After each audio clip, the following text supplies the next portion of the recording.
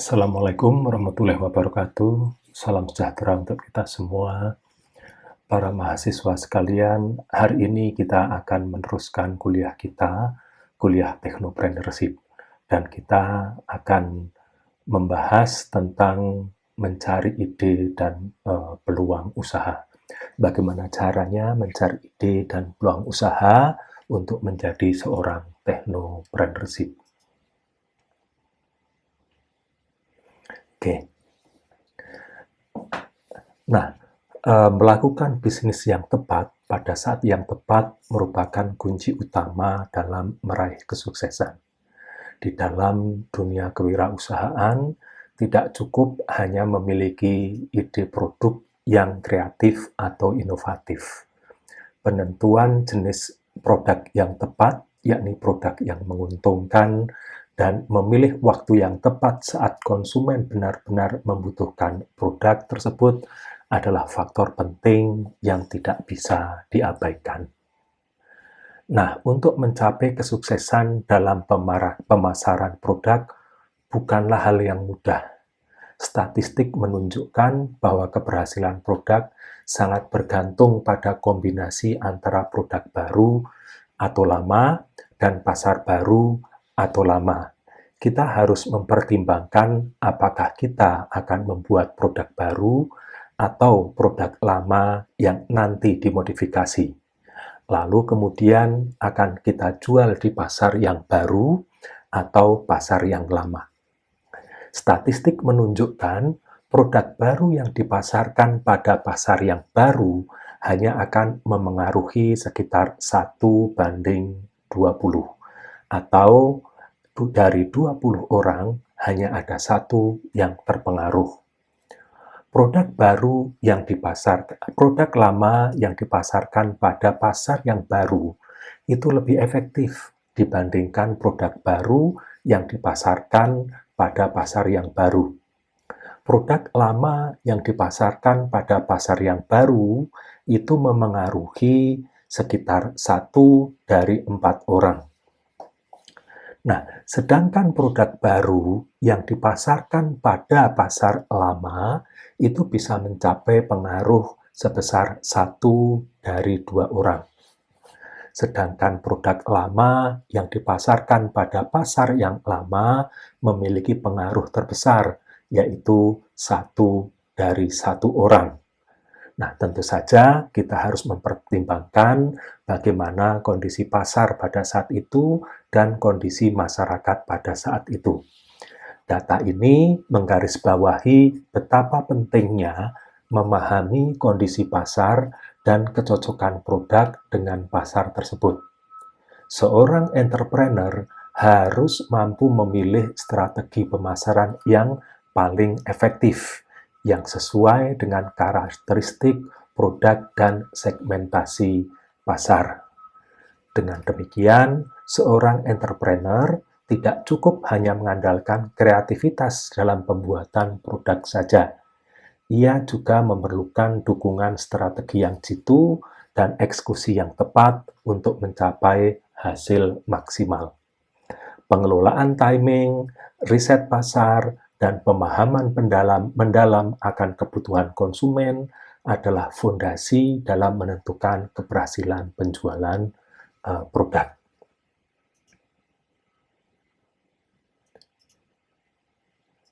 Oke, memilih peluang usaha yang tepat adalah langkah krusial bagi setiap entrepreneur dalam meniti jalan menuju kesuksesan. Keberhasilan usaha tidak hanya tergantung pada kualitas produk atau modal yang dimiliki, tetapi lebih jauh lagi sangat dipengaruhi oleh kecocokan peluang tersebut dengan pribadi dan kondisi yang dimiliki entrepreneur itu sendiri. Yang pertama, peluang harus cocok dengan diri kita. Ini artinya peluang tersebut harus bersifat personal, menyesuaikan dengan kemampuan atau skill, kepribadian, dan hobi atau minat yang kita miliki. ketika kita menjalankan usaha yang sejalan dengan passion dan kemampuan kita, motivasi dan komitmen untuk terus berkembang akan lebih besar dan alami. Dengan kata lain, sangat sulit kalau kita tidak senang dengan apa yang kita kerjakan, maka nanti kita tidak akan bisa berkembang lebih jauh. Yang kedua, akses menjadi faktor penting yang menentukan apakah peluang itu layak dikejar. Akses di sini berkaitan dengan jaringan dan lingkungan pendukung yang memungkinkan kita untuk masuk, mengembangkan, dan memelihara peluang bisnis tersebut dengan efektif. Tanpa akses yang memadai, bahkan peluang terbaik pun sulit diwujudkan. Yang ketiga, faktor penentu keberhasilan usaha adalah peluang yang potensial. Peluang itu harus potensial. Artinya, peluang tersebut memiliki nilai komersial yang menguntungkan dengan kemampuan memberikan tingkat pertumbuhan usaha yang signifikan sekaligus pengembalian investasi atau yang sering disebut dengan ROI, ya, Revenue of Investment, yang layak. Usaha yang dipilih harus mampu bertahan dan berkembang dalam jangka panjang berdasarkan prospek pasar dan keuangan. Nah, dengan memperhatikan ketiga faktor tersebut, kecocokan pribadi, akses, dan potensi bisnis, seorang entrepreneur dapat memilih peluang yang tepat dan memaksimalkan peluang keberhasilan usahanya. Memahami ini sejak awal akan membantu meminimalisasi risiko kegagalan dan menyiapkan jalan yang lebih jelas menuju kemajuan dan keberlanjutan usaha. Itu dia faktor penentu untuk keberhasilan usaha. Tadi sudah dikatakan bahwa usaha atau produk yang kita jual itu harus sesuai dengan passion kita. Nah, bagaimana caranya mencari ide usaha berdasarkan kepribadian? Atau bagaimana hubungan antara ide usaha dan kepribadian? Oke, memahami hubungan antara ide usaha dan kepribadian adalah langkah awal yang sangat penting dalam memulai bisnis yang berkelanjutan dan memuaskan secara pribadi. Berikut ada beberapa pertanyaan yang mungkin bisa menjadi introspeksi pada diri kita yang dapat membantu menemukan ide usaha yang tepat sesuai dengan kepribadian dan tujuan Anda. Yang pertama, kita harus bertanya pada diri kita, apa yang paling aku senangi? Menemukan bidang usaha yang sejalan dengan hal yang Anda gemari akan membuat Anda lebih bersemangat dan bertahan menghadapi tantangan. Pertanyaan introspeksi yang kedua, apakah kegemaran atau hobi Anda, hobi dan kegemaran bisa menjadi sumber ide bisnis yang autentik dan memiliki potensi untuk berkembang karena Anda harus memiliki ketertarikan dan pengetahuan dasar. Contoh hobi yang dipunyai oleh Steve Jobs ataupun yang lain itu adalah contoh bahwa kegemaran itu bisa menjadi ide usaha. Pertanyaan berikutnya adalah produk dan proses apa yang paling Anda ketahui?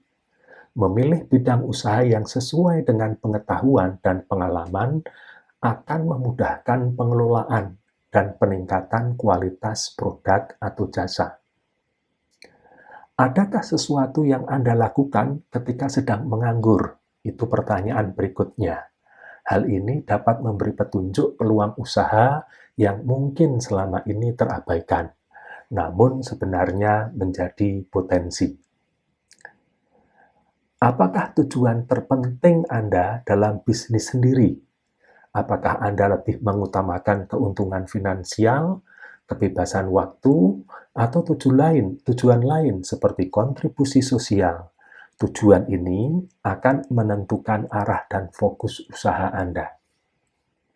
Setelah menjawab pertanyaan pertama dengan jujur, 4 pertanyaan pertama dengan jujur, pertanyaan terakhir adalah ide mana yang muncul dan dapat memenuhi tujuan pada poin kelima. Dengan menggabungkan semangat jawaban dari keempat pertanyaan awal serta menyelaraskan dengan tujuan bisnis, Anda dapat menemukan ide usaha yang tidak hanya realistis namun sesuai kemampuan, tetapi juga memenuhi motivasi utama Anda dalam berbisnis. Nah, inilah pertanyaan-pertanyaan introspektif yang bisa digunakan untuk mencari ide usaha yang cocok dengan kepribadian. Lebih dalam lagi, kita harus paham tentang kepribadian kita, agar nanti kita bisa tahu ide usaha mana yang cocok dengan kepribadian kita. Berbicara masalah kepribadian, kita mengenal ada ekstrovert dan introvert. Ekstrovert dan introvert itu nanti bisa kita gunakan untuk menentukan ide usaha yang cocok dengan kita. Nah, tipe kepribadian seperti tadi yang saya bilang, ada ekstrovert dan introvert. Dan ini bisa kita gambarkan menjadi 4 kuadran. Ada kuadran 1, kuadran 2, kuadran ketiga, dan keempat. Masing-masing sering disebut dengan kuadran dominan, kuadran konvensional, tenang, dan populer. Ya. Nah, ekstrovert sendiri itu seringkali orang dikatakan sebagai orang yang terbuka terhadap pergaulan. Sedangkan introvert itu orang yang tertutup terhadap pergaulan atau membatasi diri dari pergaulan. Dalam konteks technopreneurship, pemahaman tipe kepribadian menjadi sangat penting karena perjalanan seorang technopreneur biasanya menuntut kombinasi kemampuan teknis, kemampuan interpersonal yang baik, dan sebagainya. Seorang technopreneur tidak hanya harus mahir dalam teknologi, tetapi juga harus mampu menjalin jaringan, memimpin tim, dan melakukan inovasi secara efektif. Ekstrovert yang terbuka terhadap pergaulan cenderung lebih aktif dalam berkolaborasi, berjejaring, atau mencari network, dan memimpin aktivitas bisnis yang memerlukan interaksi sosial intens seperti kemitraan dan pemasaran produk teknologi. Sedangkan introvert itu cenderung tertutup dan fokus pada produk yang lebih unggul, dan fokus pada teknik, riset produk, dan pengembangan ide teknologi secara mendalam. Kuadran seperti dominan menggambarkan sikap kepemimpinan yang tegas dan visioner. Sangat relevan untuk technopreneur yang harus mengambil keputusan strategis dengan cepat. Kuadran populer, misalkan saja kuadran 4, itu dengan cirinya adalah ekstrovert, dan kemampuan bergaul yang tinggi juga penting untuk membangun brand dan komunitas pengguna dalam dunia teknologi. Sedangkan kemampuan kuadran konvensional K dan juga tenang mengindikasikan karakter yang lebih terstruktur dan penuh dedikasi. Seringkali dibutuhkan untuk memastikan operasional dan manajemen bisnis teknologi berjalan efektif. Dengan demikian, pemahaman tipe kepribadian ini dapat membantu calon technopreneur untuk mengenali kekuatan dan kelemahan dirinya, serta memaksimalkan kolaborasi dengan tim yang memiliki tipe kepribadian berbeda untuk membangun usaha teknologi yang sukses dan inovatif. Sekarang kita akan bahas lebih detail mengenai orang yang berada di kuadran ke-1.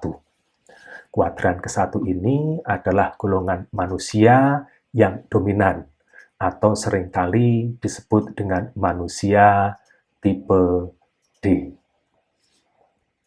Tipe kepribadian dominan sering ditemukan pada sosok teknopreneur yang sukses karena memiliki karakter yang sangat sesuai dengan tuntutan dunia teknologi dan kewirausahaan yang cepat dan penuh tantangan.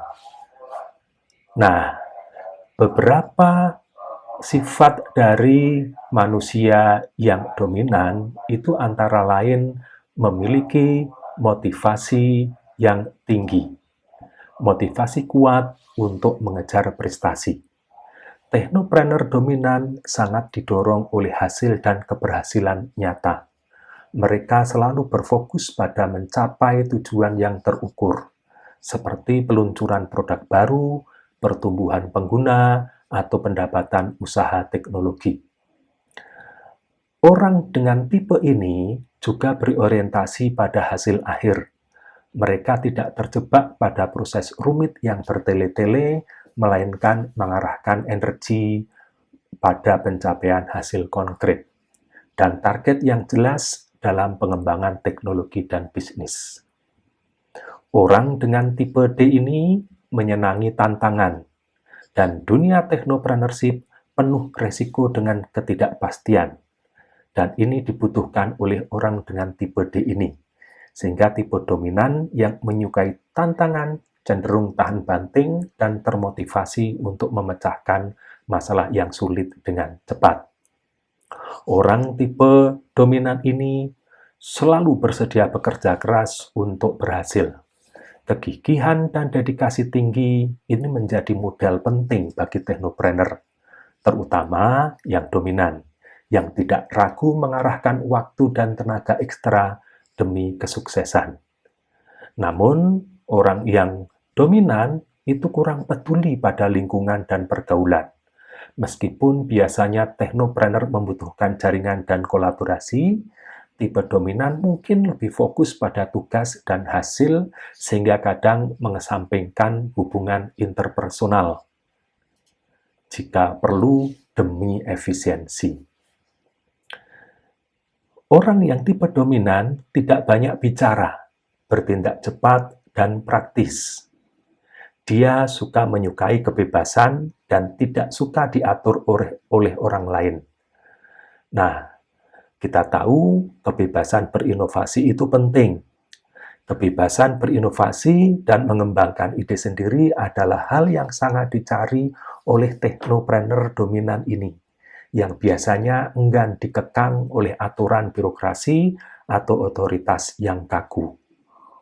Orang yang dominan inginnya bebas berkreasi dan mengembangkan ide sendiri. Dan orang yang dominan itu menginginkan kekuasaan. Mereka ingin memimpin, mengontrol arah perkembangan usaha teknologi, dan memiliki pengaruh besar dalam pengambilan keputusan strategis. Orang yang dominan itu menyukai kebebasan, menyukai aktivitas yang bervariasi. Secara keseluruhan, orang yang tipe dominan membawa keuntungan besar dalam teknopreneurship karena karakter mereka yang gigih, visioner, dan sangat fokus pada hasil. Namun, mereka juga harus menyadari kelemahan seperti kurangnya perhatian pada aspek sosial dan kolaborasi yang dapat menimbulkan gesekan dalam tim atau mitra bisnis. Tipe yang kedua adalah manusia tipe populer. Manusia tipe populer dalam konteks teknopreneurship menggambarkan individu yang sangat sosial, komunikatif, dan mampu membangun jaringan luas serta memotivasi orang lain. Orang dengan tipe populer ini termotivasi memperoleh pengakuan atau recognition dari banyak orang. Teknopreneur tipe populer sangat dipacu oleh pengakuan dari komunitas dan pasar. Mereka ingin dihargai sebagai inovator dan penggerak perubahan dalam dunia teknologi. Dan sifat lain dari orang yang tipenya populer dalam konteks teknopreneur adalah merasa sebagai orang penting di lingkungannya. Mereka cenderung mengambil peran sentral dalam komunitas teknologi atau startup, menjadi sosok yang dikenal dan diandalkan. Namun, orang yang tipenya populer kadang-kadang kurang waspada.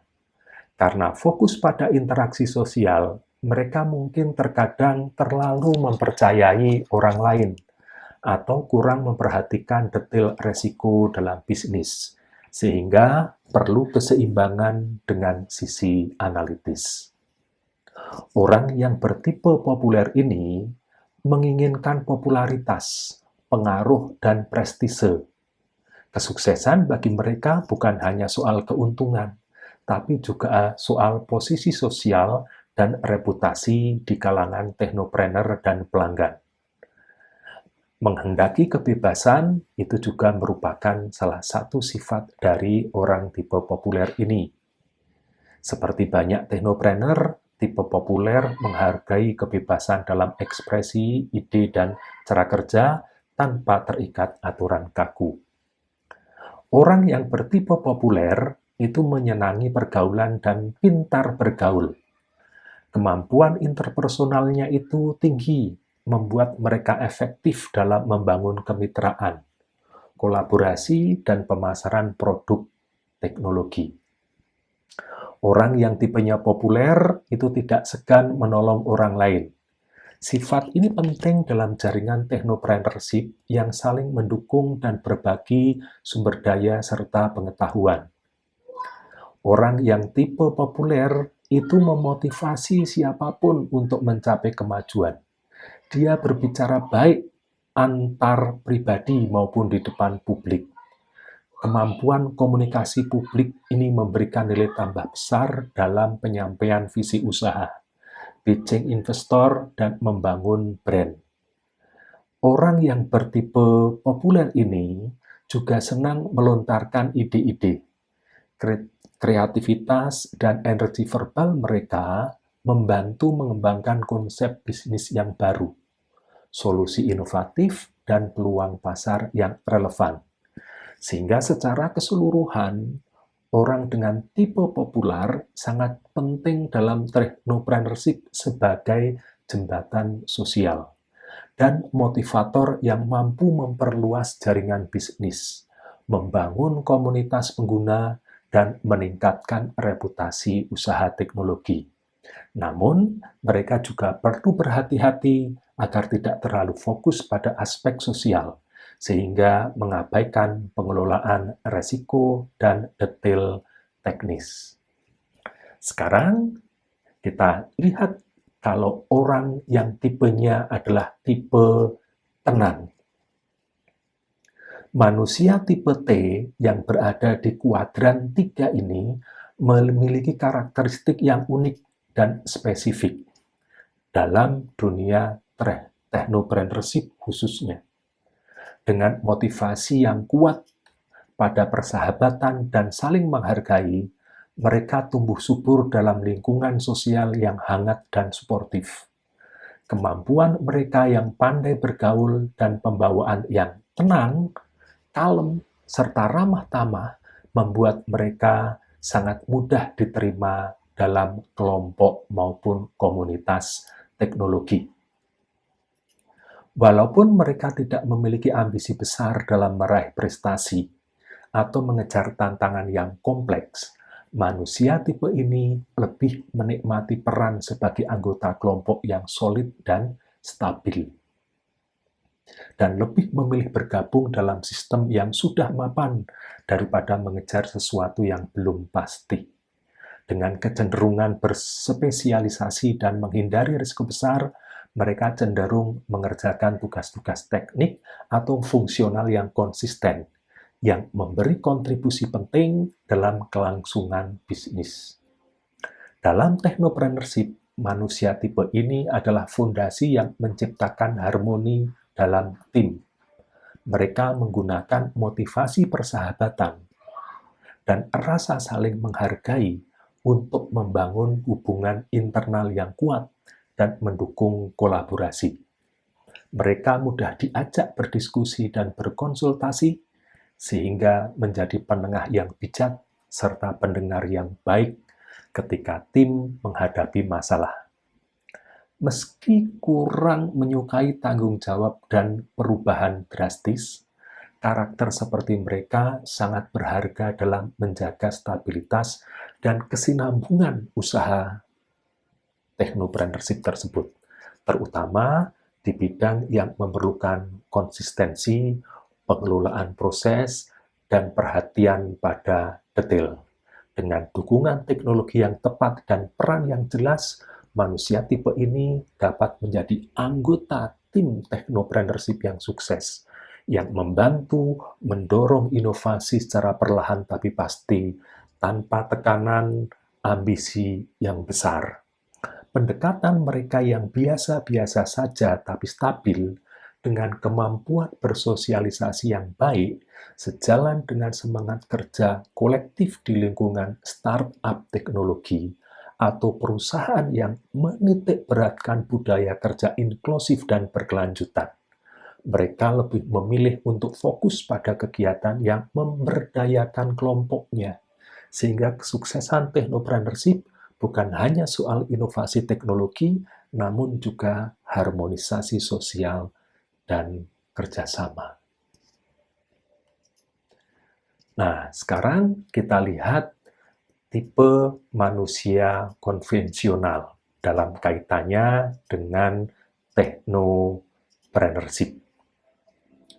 Manusia tipe K di kuadran 4 dikenal dengan karakter yang berorientasi pada ketelitian tinggi dan perfeksionisme, yang menjadikan mereka sangat fokus pada kualitas dan kesempurnaan hasil akhir dalam setiap pekerjaan yang mereka lakukan. Dalam dunia teknopreneurship, tipe ini sangat berharga karena mampu menghadirkan standar mutu yang tinggi dalam pengembangan produk atau layanan teknologi.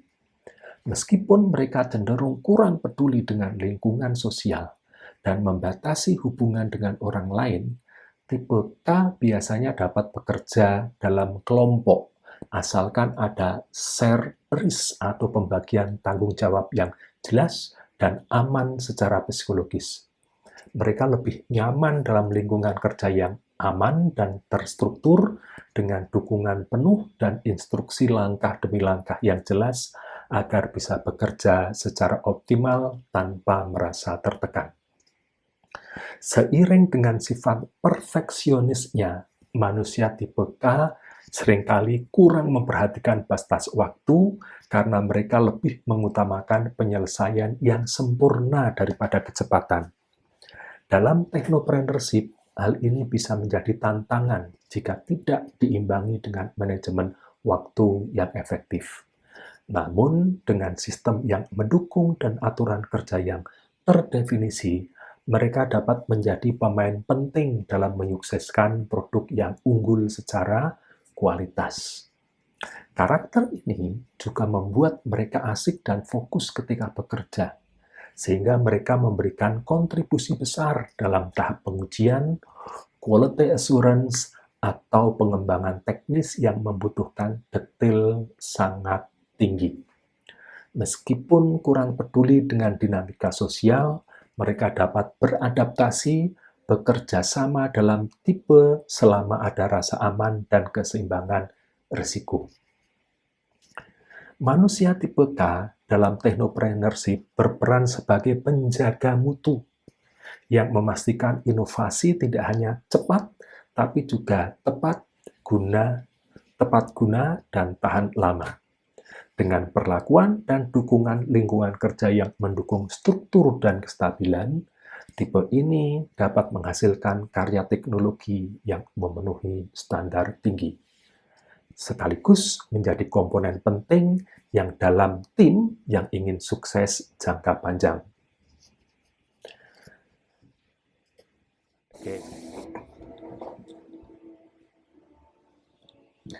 Oke, tadi kita sudah membahas berbagai sifat-sifat orang berdasarkan kuadran 1, 2, 3, 4 dari dominasi, dedikasi, introvert, dan extrovert. Nah, sekarang kita akan lihat peran masing-masing di dalam suatu technopreneurship. Orang dengan sifat di kuadran 1 yang sifatnya dominan kreatif. Karakter yang kreatif dan dominan ini cocok untuk peran inovator teknologi yang memimpin proses penciptaan produk baru. Dalam technopreneurship, mereka berperan sebagai visioner penggerak bisnis, mampu mengarahkan tim dan mengambil keputusan strategis dalam membangun startup berbasis teknologi. Mereka sering berfokus pada produksi dan mengembangkan produk teknologi mutakhir dengan ambisi besar dan daya kreativitas tinggi. Orang dengan sifat konvensional analitis di kuadran kedua, orang yang introvert dan dedikasi pelayanan. Individu ini lebih analitis, ya, terorganisir dan berorientasi pada kualitas serta akurasi. Dalam technopreneurship, mereka dapat menjadi spesialis back-end, analis data, pengelola kualitas produk, dan pengembang sistem teknologi yang membutuhkan ketelitian dan pendekatan metodis. Mereka cenderung mengutamakan produksi berkualitas dan bekerja dengan standar tinggi. Selanjutnya, orang dengan kuadran 3, tenang, servis. Dia ekstrovert dan dedikasi ke pelayanan. Ini adalah tipe manusia yang lebih tenang, suka bergaul, dan berperan sebagai anggota tim yang stabil dan suportif. Dalam konteks technopreneurship, mereka berperan menjaga keharmonisan tim, mendukung operasional bisnis, dan terlibat dalam pelayanan atau customer support yang penting. Dan tentu adalah menjaga hubungan dengan pelanggan. Mereka cenderung kurang ambisi untuk memimpin, namun sangat penting dalam menjaga kelancaran proses. Selanjutnya, orang di kuadran keempat, yaitu orang yang populer, konsultatif, ekstrovert, dan dominasi untuk pengarahan. Individu tipe ini suka berinteraksi banyak orang dan berperan dalam distribusi dan konsultasi. Dalam technopreneurship, mereka dapat menjadi pemasar teknologi, network, business developer, atau konsultan yang menghubungkan inovasi teknologi dengan pasar dan pengguna. Oke, nah sekarang kita sesuaikan panggilan jiwa dengan jenis usaha-usaha tersebut. Kita lihat, ya. Orang dengan tipe dominan itu cocok punya atau terjun dalam bidang yang kreatif. Contohnya adalah bidang produksi makanan, minuman, kerajinan, penerbitan, mainan anak-anak, dan lain-lain. Orang yang tipe populis cocoknya ada di kelompok usaha konsultatif. Contoh usaha ini adalah jasa konsultasi, kursus, pusat kebugaran dan olahraga, perdagangan.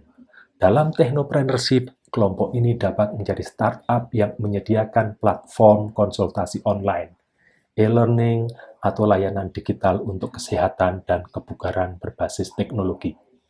Mereka harus pandai dalam membangun jaringan, komunikasi, serta memahami kebutuhan pelanggan dan pasar. Orang dengan tipe tenang, kelompok usaha yang cocok adalah usaha servis atau jasa. Contoh usaha ini adalah biro jasa, biro teknik, penjualan jasa perbaikan, rumah kos, salon kecantikan, keagenan, dan seterusnya. Dalam technopreneurship, kelompok ini dapat terkait dengan bisnis layanan berbasis teknologi, seperti platform booking, layanan teknik dan perbaikan dengan aplikasi, atau manajemen properti digital. Orang dengan tipe konvensional, kelompok usaha yang cocok adalah usaha yang bersifat analitis. Contohnya adalah jasa terjemahan, reparasi perangkat elektronik dan teknologi informasi, karya intelektual, laundry, konveksi, dan seterusnya. Kelompok ini sangat relevan dengan technopreneurship yang berorientasi pada kualitas dan keahlian teknis. Misalkan pengembang perangkat lunak, perbaikan hardware, jasa teknik di TI, dan usaha kreatif digital dengan pendekatan analitis. Nah, ada dua cara untuk mendapatkan suatu inovasi. Dua cara tersebut adalah creative imitation. Pendekatan ini fokus pada mempelajari dan menganalisis bisnis yang sudah ada, memahami input-output, tren demografi dan ekonomi, perubahan sosial, serta aturan yang berlaku.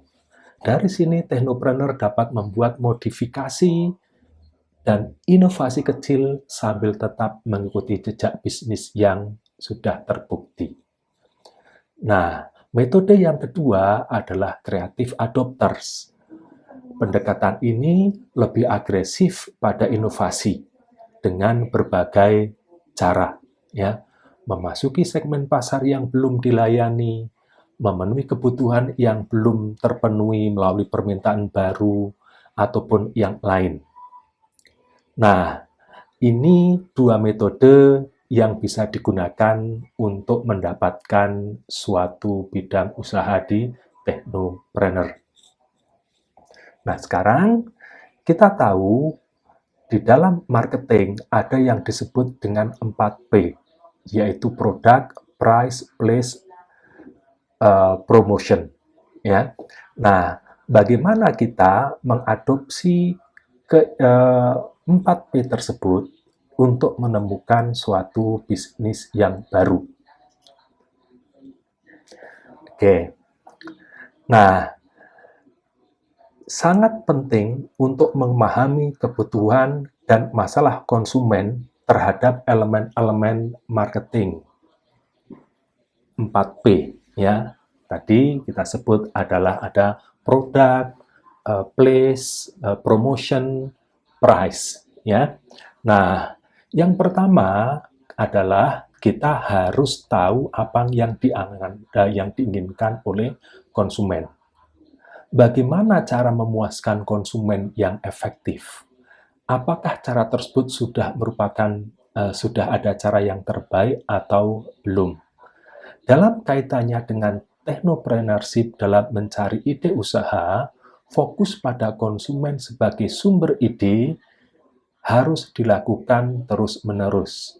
Technopreneur harus secara terus-menerus menggali dan memahami masalah, kebutuhan, dan keinginan konsumen terkait produk, harga, distribusi, dan promosi.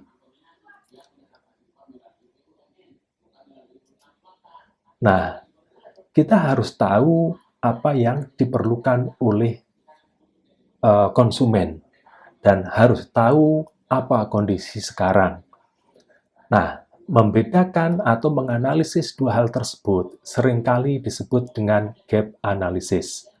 Dalam dunia technopreneurship, gap analysis berperan sangat penting sebagai alat strategis untuk mengidentifikasi perbedaan antara kondisi aktual saat ini dengan kondisi yang diinginkan.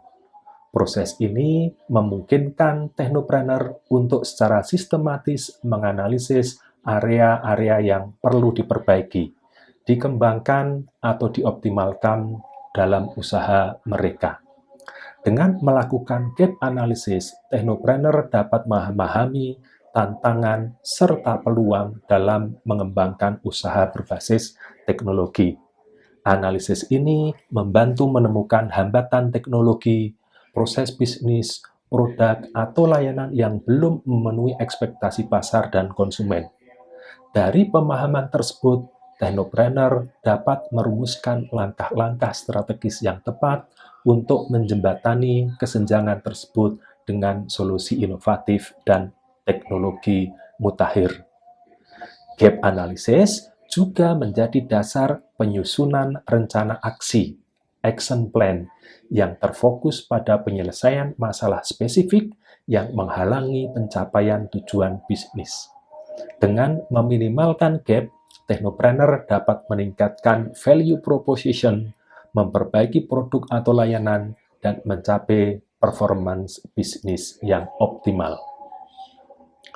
Nah, untuk itu, dalam technopreneurship, memahami kebutuhan konsumen merupakan langkah awal yang sangat penting dalam mengembangkan sebuah produk atau layanan teknologi. Tanpa pemahaman yang mendalam mengenai apa yang sebenarnya dibutuhkan oleh konsumen, ide usaha yang dihasilkan bisa tidak relevan dan kurang diminati oleh pasar.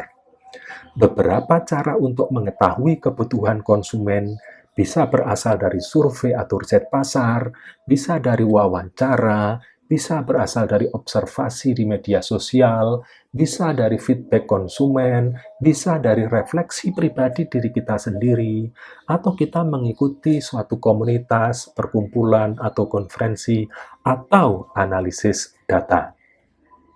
Nah, ada beberapa step dan tools untuk gap analysis tersebut. Salah satu alat yang penting untuk menentukan arah pengembangan produk seperti tadi dikatakan adalah gap analysis. Dokumen ini ya, cara ini menjelaskan secara sistematis langkah-langkah dan alat yang bisa digunakan untuk melakukan analisis gap, khususnya dalam konteks produk software as a service. Namun prinsipnya berlaku luas untuk segala jenis usaha dan teknologi. Langkah-langkah gap analysis, langkah yang pertama adalah identifikasi kondisi saat ini. Teknopreneur harus memahami secara jelas objektif kondisi usaha, produk, atau proses yang sedang berjalan sekarang. Ini merupakan titik awal dari analisis untuk mengetahui keadaan faktual apa yang ada. Langkah kedua adalah identifikasi kondisi yang diinginkan. Perlu ditentukan kondisi ideal atau tujuan yang ingin dicapai. Ini mencakup visi dan harapan dari hasil pengembangan produk. Langkah ketiga adalah cari gap-nya. Dan langkah keempat adalah create an action plan, langkah untuk mengurangi gap tersebut. Sedangkan untuk pendukung gap analysis, itu bisa menggunakan SWOT, kita cari strength-nya, weakness, opportunities, atau threat, ancaman, yang dinilai posisi internal dan eksternal usaha kita yang nanti akan mempengaruhi bisnis kita. Bisa juga dengan market analysis, ya, market share-nya, market size-nya, dan seterusnya. Nah, itulah kira-kira mengenai cara untuk mencari suatu usaha dan langkah-langkahnya agar kita mempunyai produk yang sesuai dengan passion kita. Kita cukupkan sekian dulu kuliah kita kali ini. Kita ketemu di kuliah berikutnya. Terima kasih.